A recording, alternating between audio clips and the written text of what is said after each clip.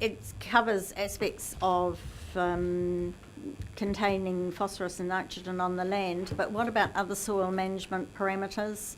In the past, our land management has addressed some of these through farm plans, and that is your overall soil management, like minimum tillage, etc., to both prevent erosion and to build humus.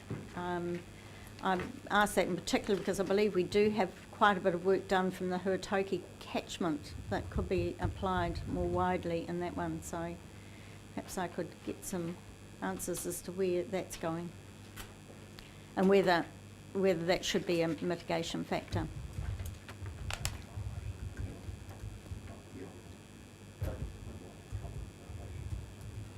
Yep.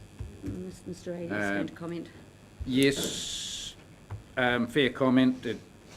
Certainly work is being done. The Huatoki, there has been learnings from it, and that will be wrapped up next year, and a lot of that information we're working through just the best way of disseminating that. Clearly it's not in here, so we can include that.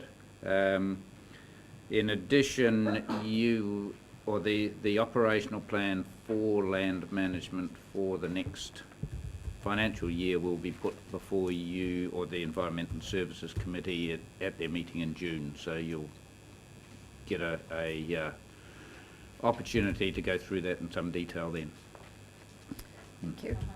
Councillor, sorry, as long as we're monitoring that performance through this risk, and I bring it up because it's a point that's been raised publicly recently, Madam Chair, that I think we should know how much we are actually doing in the way of addressing those issues as well.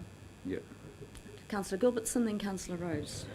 On that subject, does the science team do any sort of estimates or sort of macro work on the amount of topsoil that comes down the Tugidok River over the winter in terms of mud and the suspended mud?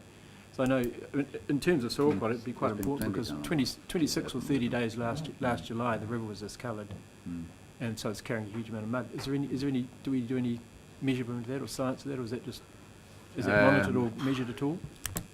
Certainly there was a substantial amount of work done post the April 2011 storm in terms of loss of potential productivity, and I can't remember the figures, but it was a substantial amount of potential productive land lost at that time. But there's no program to monitor a trend whether it's becoming more over time. There's more mud coming down the river or less. Not that I'm aware of. That's a conversation or a question probably best answered by Ian Maxwell rather than me. And I don't know whether or just what could be done to actually do it. To be honest. Okay. Yeah. So, thank you. Yeah. Rose. Yes, I note, Madam Chair, in attachment 1, note that the regional sector is progressing conversation with the owners of Overseer regarding its use for regulating nutrient budgeting. I suppose the question is, what is the risk for this council if if the regional sector doesn't reach agreement with Overseer, with the owners of Overseer? What does it mean for this council? Well, Perhaps I will. yeah, okay, you're probably. Mr. Newman. I wasn't expecting the overseer question actually. I've had a conversation with, as part of my joint central government CEOs, regional sector CEOs forum. About a month ago, we did traverse Overseer. Overseer is for Council's information, is the primary nutrient management measurement tool in New Zealand. And the general sector conclusion across the natural resource sector, government departments and ourselves is that we want to see Overseer as continue in that space. And what's happened in recent times, relatively recent times, is that Overseer and its nutrient management information is started to be used as a regulatory instrument. Now, it wasn't originally designed to be a regulatory instrument, to be fair, but the real point is that, particularly with the implementation of the National Policy Statement for Fresh Water and measuring and monitoring nutrient loss and leaching through soils, the quality of that system needs to be really upgraded substantially. So there's a big investment program running from the current owners to do exactly that. And the conversations that's underway is that the regional sector will be integrated, as a sector across the country, will be integrated into that development process. So it hasn't been formalised yet, but that we're underway with that conversation. So I'm reasonably confident that the focus on overseer and its upgrading will happen, and that'll happen in a way that works, that actually protects our position, if you want. So, but it's gonna take a couple of years. Thank you. No further questions relating to that one? Issue 4, co-governance of natural resources. Any questions or requests? Yes, Councillor Scott. Sorry, Madam Chair.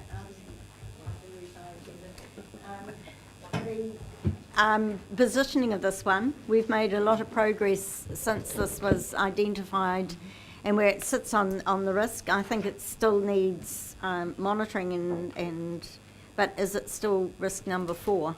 I believe that now we've successfully got up, we're having meetings, that perhaps this needs to drop down to the bottom of the list where we're not losing sight of it. But it is quite clear that we've established a way forward on this one. And perhaps in asking that question, I could be quite happy to hear from our Other committee members whether they feel that that's a reasonable approach to this. So you're suggesting that I'm it should no longer suggesting be that number we at 4. least drop it down in the order of the list, and continue to monitor how it's performing and whether it is exposing us to risk. But at the moment, it seems to me we have made huge progress with that committee. Yeah. Well, I mean, I'm happy to take Mr. Mohi or Mr. Wilson's comments on that. Have you got a view, or? I mean, it doesn't mean, I don't think Councillor Scott's suggesting it disappear. She's simply saying let's put it further down the list for risk. Madam Chair, can I ask another Just question one on moment. that? Just one moment. I'm just trying to find whether Mr. Wilson or Mr. Mohi want to comment. Mr. Wilson.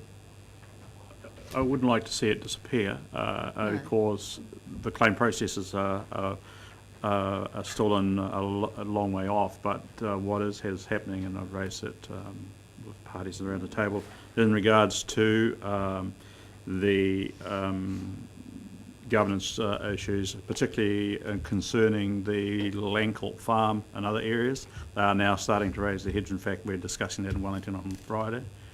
So those are areas that we'll be starting to look at in terms of co-governance.